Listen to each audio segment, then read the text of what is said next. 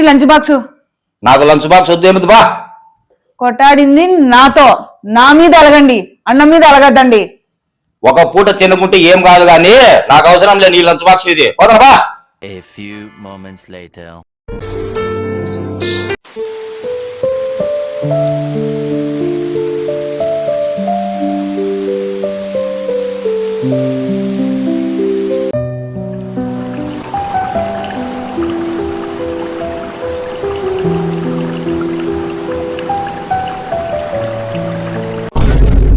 అదే నీ lunch box.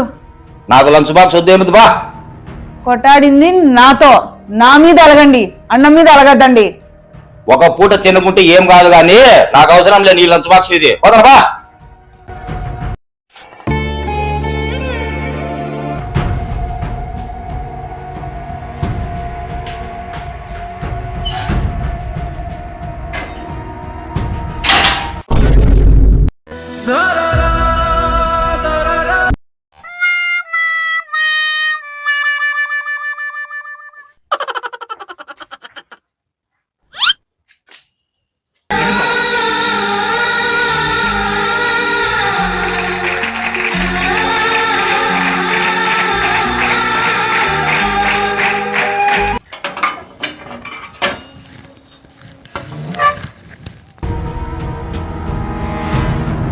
అయ్యో, నా మీద అలిగి లంచ్ బాక్స్ తీసుకోకుండా వెళ్ళిపోయినారే.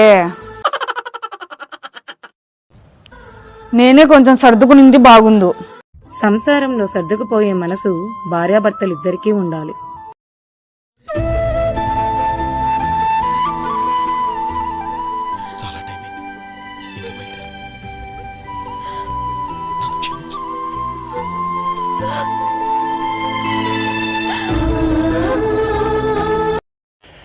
నా అందరికీ నమస్తే అన్న.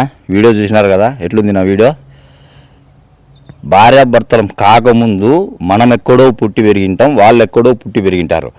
మనము వాళ్ళు కలిసి ఉండాలనే దేవుడు ఒక బంధం గీసి పెళ్ళి అనే బంధంతో మనల్ని కలుపుతాడు.